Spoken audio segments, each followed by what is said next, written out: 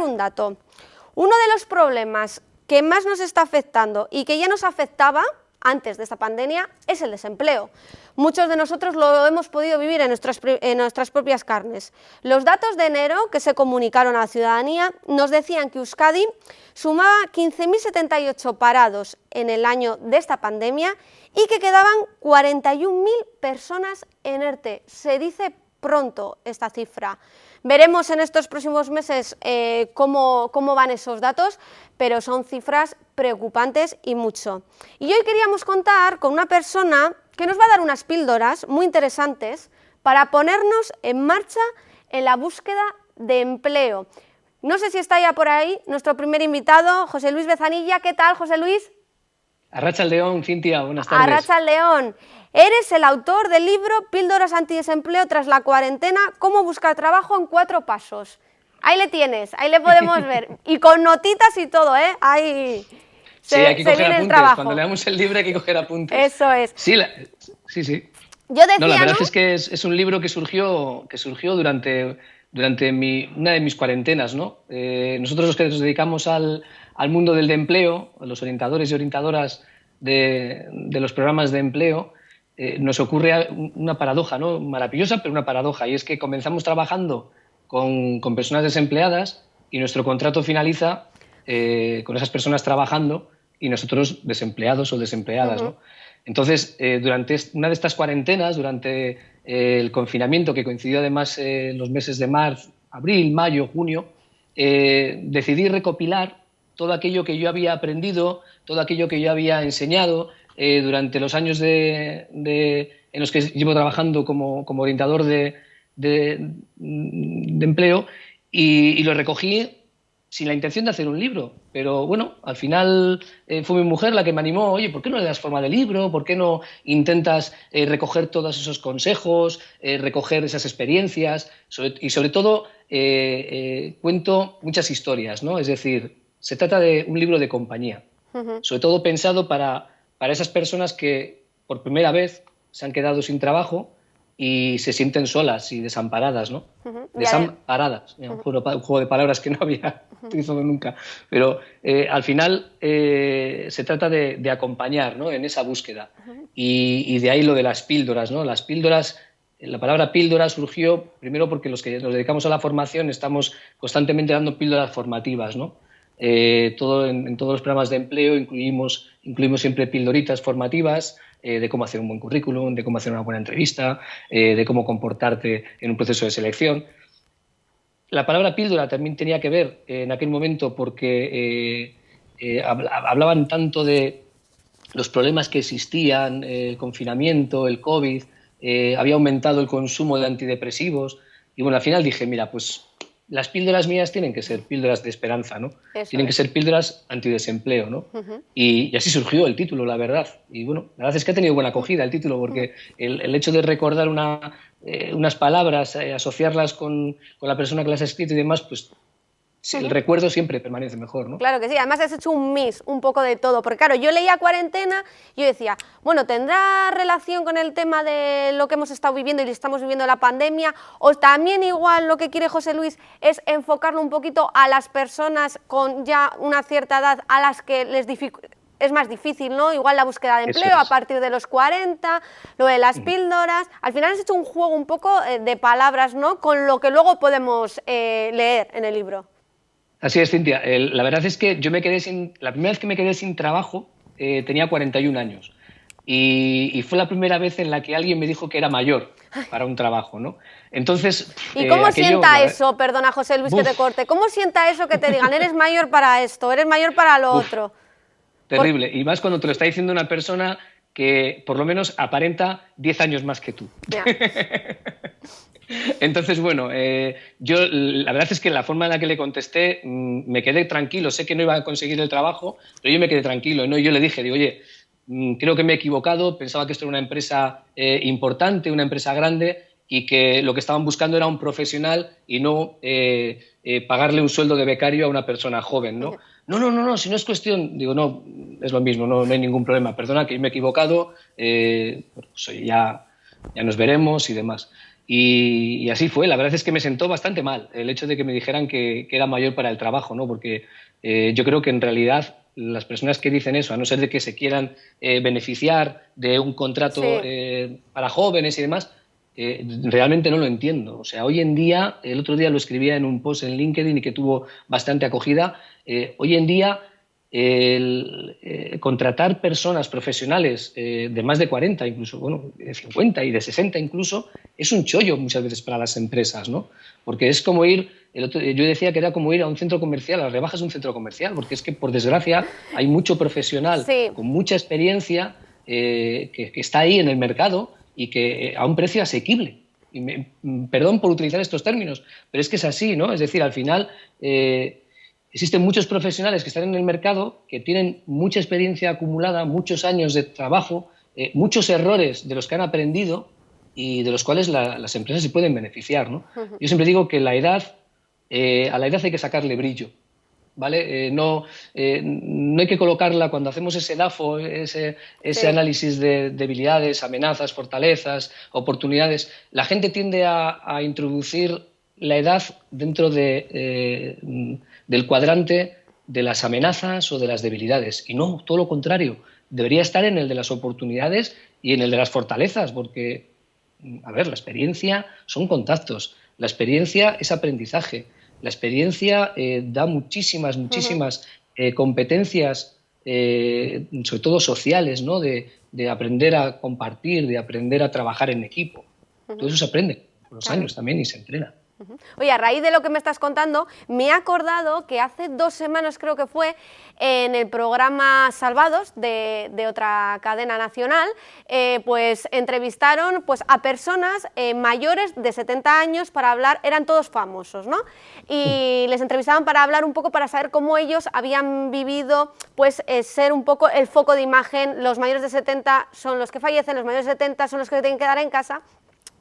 Y una de las invitadas era Manuela Carmena, la que fue alcaldesa del Ayuntamiento de Madrid, y ella ponía sobre la mesa, y a mí me sorprendió, que había muchas personas jubiladas. Ella ya siendo alcaldesa ya era una persona mayor, con perdón, pero que había muchas personas que se habían jubilado y que todavía tenían un potencial extraordinario y que no se querían quedar en casa y que ellos podrían aportar en las empresas, no como un trabajador más, sino como de apoyo para la gente que entra, para dar charlas, para dar apoyo de cualquier tipo de forma. No sé si tú también estás de acuerdo con eso que puso Carmena sobre la mesa y que el resto de invitados la dijeron, pero bueno, a mí lo que me apetece es sentarme en una hamaca y disfrutar de la jubilación. Al 100%, Mira. Vamos. De hecho, hay una asociación con la que en otros programas de empleo hemos contado, que es SECOT, que precisamente son personas jubiladas con muchísima experiencia acumulada, con muchísimo aprendizaje y de las cuales,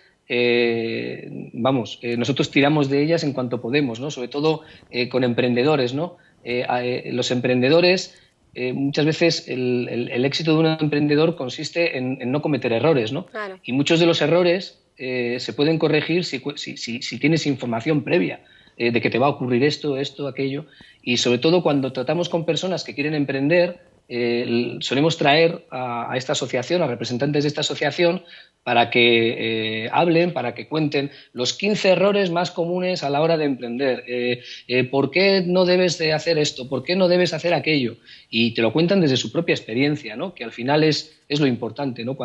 Yo, por ejemplo, cuando hablo en el libro, hablo de mi ejemplo, hablo de mi experiencia en el desempleo. Y cuando se habla desde tu propia experiencia, cuando se habla desde tu propia, vida personal y profesional, ganas en credibilidad, ¿no? Y aquellos errores que yo cometí también los planteo aquí y, bueno, pues son formas de corregirlo y que la persona que lo lea se pueda aprovechar de ello, ¿no? De hecho, en los programas de empleo, y tú creo que has estado en uno de ellos, sí, en las lanzaderas de empleo, fuiste participante de una de las lanzaderas, aquellos equipos de trabajo en los que hay un equipo heterogéneo de personas de una edad, mayores de 40, mayores de 50, con jóvenes de 20, funcionan muchísimo, muchísimo mejor que equipos donde solo son jóvenes o solo son personas más mayores, ¿no? ¿Por qué? Porque al final el joven se vale de la experiencia del más mayor, ¿no? Y aprende de los errores que cometió él en su momento y para no cometerlos ahora, ¿no? Y el más mayor, o la persona más mayor, aprende de la frescura del joven, de la iniciativa, de la innovación, de la creatividad, de competencias digitales, por ejemplo. Es decir, al final yo creo que los equipos que funcionan, los equipos que mejor encajan son aquellos en los que hay esa integración intergeneracional, ¿no? No, es verdad. Además, yo en el caso en la lanzadera que yo estuve ya hace unos cuantos años, yo era la más joven y el más mayor tenía unos 58, creo recordar, y era una gozada. A mí me encantaba realizar actividades con él, plantear cosas, además teníamos diferentes visiones a la hora de hacer cosas y yo la verdad que salí encantada de allí. Me has dicho que has plasmado tu experiencia porque tú has sido desempleado, como hemos podido llegar a ser todos en un momento determinado de nuestra vida, pero ¿no te dio un poquito de miedo el plasmar esa experiencia propia en un libro que luego la gente va a leer? ¿O dijiste, bueno, que mi propia experiencia sirva al resto para decir, se puede salir de aquí, ¿no? Por supuesto, a ver, vergüenza ninguna. Eso para empezar, es lo primero que decimos siempre a todas las personas que están desempleadas y que acuden a los orientadores o orientadoras para que les acompañemos, ¿no?, en esa búsqueda. Lo primero que hay que hacer es decirle a todo el mundo que estás en desempleo y que estás buscando trabajo, porque cuanta más gente lo sepa, más gente te va a poder ayudar, más gente te va a poder contactar con personas que te pueden relacionar con quien te puede ayudar. Es decir, siempre hay que publicitarlo, ¿no? Sin dar pena. Eso sí que es verdad. Que este fin de semana aparecía, bueno, me hicieron una entrevista en El Correo y el titular era nadie contrata a una persona triste solo porque dé pena, ¿no? Es decir, al final hay que contarle a todo el mundo que estás en desempleo, pero sin dar pena. Es decir, no vergüenza ninguna. Y el hecho de contar mi propia experiencia, que dudé en hacerlo al principio, pero luego creí que era lo más conveniente. El hecho de contar mi propia experiencia es para que la gente vea que no lo digo o que no escribo el libro desde un atril, ni desde un púlpito, ni desde una tarima, ni desde un escenario, ¿no?, sino que lo hablo desde la propia experiencia. Como es un libro, como he dicho, de compañía, trato de que sea un libro de tú a tú, a que al final el hecho de haber estado en desempleo a mí me da la posibilidad de saber qué se siente, qué se necesita, qué apoyos, a dónde tienes que recurrir. Es decir, al final, mi propia experiencia sirve también para que la persona que me está leyendo le resulte creíble. Es decir, que lo que yo he pretendido con ello es ganar en credibilidad, ¿no?, y confianza, sobre todo, que las personas vean a ver, y no es el hecho de quedarte en desempleo con 41 años. Yo me quedo sin desempleo muchas veces. De hecho, lo tengo ya más que asumido. Trabajar, como te he dicho al principio, en programas de empleo, sabemos que comienza con una fecha y termina con otra fecha. Claro. Y al final hay que ponerse las pilas. Cada vez que termina ese programa, cada vez que termina ese proyecto o termina ese trabajo, hay que ponerse las pilas como al principio, como la primera vez, con la misma ilusión, con la misma motivación, porque quieras o no, esto va a ser al final el empleo del presente y del futuro, ¿no? Es decir, trabajo por proyectos donde no existe ya esa estabilidad a la que estábamos acostumbrados o a las que estaban acostumbrados nuestros padres o nuestros abuelos. Nos ha tocado vivir esto y hay que aceptarlo e intentar estar fuerte en cada momento para cuando nos toque vivirlo, ¿no? Además, me imagino que además la situación que estamos viviendo ahora, José Luis, con todo el tema de la pandemia derivada de la COVID-19, pues bueno, he dado yo el dato, ¿no? Anteriormente, el desempleo está ahí, estaba antes, pero también está ahora y además ha engrandecido, ¿no?, ese número de personas que están en desempleo. Yo no sé si tienes algún consejo. Al final, tú que también, pues bueno, has trabajado en este tipo de enlazaderas, donde el objetivo es la búsqueda de ayudar, ¿no?, a las personas a la búsqueda de empleo, y además, ciertamente, siempre un poco encaminadas en lo que se han formado, en lo que han estudiado, porque yo sé que una de las cosas que tú siempre dices es que la formación tiene que ser continua, y ni hay edad ni no hay edad, hay que seguir formándonos porque, claro, está evolucionando todo tan rápido. Yo con gente que está estudiando ahora periodismo y me dicen cosas que están haciendo comparadas con lo que hacía yo pues hace 10 años o así, más o menos, digo, madre, cuánta diferencia hay, ¿no? Sí, la verdad es que yo esto también lo contaba el otro día en una entrevista y es que Antes, cuando yo trabajaba de periodista, el que era periodista era periodista, el que era operador de cámara era operador de cámara y el que era fotógrafo se dedicaba a la fotografía, a punto. Es que ahora no, es que ahora quieren un periodista multimedia que sepa de redes sociales, que sepa páginas web, que sepa sacar fotos, hacer vídeos y al mismo tiempo que sepa redactar una buena noticia. Es decir, al final, los empleos, el otro día escuchaba y me gustó lo que decían, y es que hay empleos que por supuesto que desaparecen, otros que aparecen nuevos, pero la mayor parte de ellos lo que están haciendo es transformarse, o por lo menos lo que están es exigiendo nuevas competencias, ¿no? Que es lo que nos pasa a la profesión del periodista, que el periodista ya debe ser un periodista multimedia, ¿no? El hombre orquesta, que va con todo. Con todo, ya hacemos de todo, José Luis. Ya lo que nos echen y además, como somos así de piñón fijo, que lo que nos mandan vamos, pues al final es, como digo yo, es vocacional. Si no, no lo seas, porque si no acabas hasta... Entonces la formación importante, sí. Y lo que decías, perdona, lo de la formación continua, la verdad es que, claro, todo depende también del momento en el que esté cada uno, ¿no? Depende de las necesidades, sobre todo económicas. Claro. Pero estos momentos en los que puedas estar en el desempleo, que yo los denomino también momentos de cuarentena, de ahí también viene el nombre del libro, ¿no? Esos momentos en los que tenemos que dedicarlo a aquello que no podemos hacer cuando estamos trabajando, ¿no? Y entre otras cosas, una de las de lo que tenemos que hacer es ocupar nuestro tiempo con la formación continua, es decir, localizar qué es lo que hoy en día está demandando el mercado laboral para mi puesto, y si no cuento con ello, cuando hacemos ese análisis que se hace pues con un análisis DAFO, existen muchas herramientas, ¿no?, para localizar nuestras áreas de mejora. A mí no me gusta llamarlas debilidades, ¿eh? Las debilidades parece que las metemos en el cajón de las debilidades y nos olvidamos de ellas. No, son áreas de mejora, hay que ponerlas encima de la mesa y trabajarlas. Pues una vez que hemos localizado todo eso, tratar de aprovechar este tiempo para mejorarlo y también para estar con la familia y también para hacer deporte cuando no podemos hacerlo antes y también para hacer aquellas cosas que nos apetecen y que no hemos podido hacer mientras trabajamos, ¿no? Dice un buen amigo mío que a este le gusta mucho el básquet, que cuando los jugadores de baloncesto se lesionan, lo que tratan es de volver otra vez a la cancha siendo mejores de lo que eran antes, ¿no? Y lo que hacen es, si por ejemplo uno se lesiona la pierna, pues durante esos 2 o 3 meses que pueda durar una recuperación, se dedica a ensayar el tiro. Entonces vuelve mucho mejor de lo que era antes, ¿no? Claro. Pues de eso se trata, de volver más fortalecido, ¿no? Oye, me encanta, para trasladarla a la vida real de cada uno, ¿eh? No solo en el hecho del deporte, pero me voy a quedar con ello, ¿eh? Porque me ha gustado, la verdad. Es que en realidad el libro no es solo para buscar trabajo, también es... un poco de motivación, ¿no? Total, vamos, total. Que lo necesitamos. Sí. Mi tía, que me quiere mucho, que fue una de las primeras lectoras, me decía, ya está jubilada la mujer, y me decía, es que te dan ganas de ponerte a trabajar ahora mismo, te dan ganas de... Otra más, al final, tanto la decían a Carmena que si estaba loca con eso, y mira, al final unas cuantas más. Oye, ¿hay alguna píldora, algún consejito que me puedas dar a mí? ¿A ti? Sí, ya que estamos ya, aprovecho. Mira, yo siempre digo que no sé qué edad tienes, Cintia. 31. Yo te lo digo sin problema. Eres muy jovencita todavía.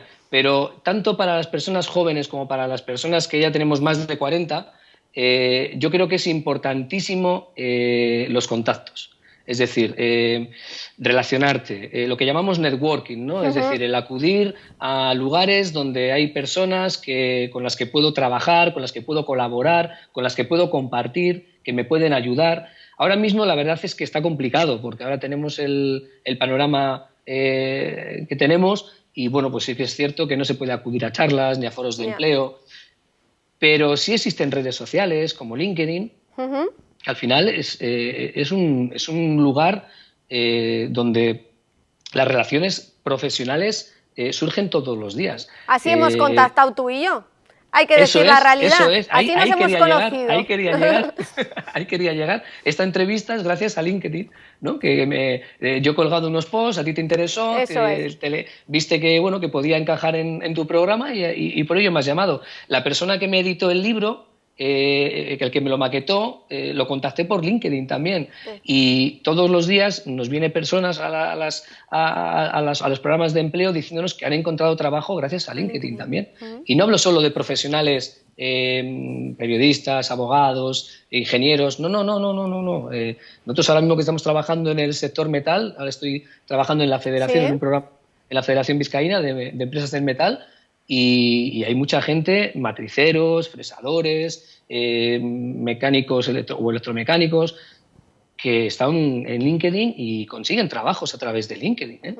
Es que hay muchas herramientas y hay muchas herramientas que las personas no conocen y bueno, para eso también queríamos contar hoy también contigo, además de que nos hablarías un poco de este libro, ¿no?, de píldoras de autodesempleo, antidesempleo, perdón, también pues que la gente sepa, ¿no?, qué importante es tener herramientas también, investigar un poquito las redes sociales y sobre todo pues estar ahí, que se te vea, que eso es lo más importante. Bueno, José Luis, antes de despedirte, ¿qué consejo das a la gente que nos está viendo en casa y que lo está pasando un poquito mal con esto de estar desempleado? Actitud, motivación, ilusión. Mira, yo te voy a dar un dato. Como te decía, estoy trabajando en un programa, es un programa de recualificación, reorientación y recolocación de personas del metal, pero también se hace en el sector de la alimentación, se hace también en el sector de las tecnologías con Gaia, se hace también en el sector de la construcción con Eraikune y se hace también en el sector de medio ambiente, que es Aclima, ¿no? Estamos buscando ofertas de trabajo para personas que se están quedando en desempleo y el resultado, por lo menos desde el trabajo que estamos haciendo desde el metal, que son los datos que yo manejo, los demás no los conozco, te diría que el 50% de las personas que están acudiendo al programa están encontrando trabajo, porque sí que es cierto que hay muchas empresas que están muy mal, hay sectores que incluso están sin poder trabajar, pero por suerte hay otros que están recuperándose y que están empezando a contratar personas, ¿no? Y sobre todo están empezando a contratar personas preparadas, por supuesto, para ese puesto que requieren, pero personas con ilusión, personas motivadas. Cada vez que todos los días hablo con empresas que nos piden perfiles concretos y todas nos dicen lo mismo, de verdad. O sea, y no es cuestión de que quede muy bonito en un libro o quede muy bonito en una entrevista. Es que es cierto, la gente pide personas motivadas, pide personas con ilusión, con ganas de trabajar. Yo soy el primero en tener que mostrar mi mejor sonrisa cada vez que me presento a una entrevista de trabajo, puesto que, como os digo, me voy quedando en desempleo, pues por lo menos en los últimos 4 años he tenido que hacer pues 5 o 6 entrevistas de trabajo, bueno, 5 o 6 procesos de selección, porque me he quedado 5 o 6 veces en desempleo. Y siempre tienes que ir con la misma ilusión y con la misma motivación, porque las personas, como digo en el titular este del correo, no quieren personas tristes. Las empresas buscan personas motivadas, personas que tengan ilusión, que encajen bien en el equipo de trabajo, que hagan mejores a los que rodean. Pues, ese es mi gran consejo, actitud. Eso es. Y que hay esperanza, ¿eh? A ver, al final, si haces todo lo que depende de ti, tienes que estar tranquilo contigo mismo y al final lo consigues. Sí. Y tú, Cintia, creo que eres un ejemplo. Pues muchas gracias, José Luis. Te agradezco que nos hayas mandado este mensaje lleno de energía, de positividad, que yo he recogido y que seguramente todos los telespectadores en su casa también lo habrán hecho. Agradecerte que hayas estado con nosotros hoy aquí, que nos hayas trasladado un poquito, pues bueno, cuáles son las necesidades, ¿no?, para las personas que están desempleadas y también presentarnos ese libro magnífico de píldoras antidesempleo. Espero que podamos hablar en próximos programas. Estamos en contacto. Te mando un abrazo, que ricasco. Y muchas gracias a vosotras por todo. Gracias. Venga.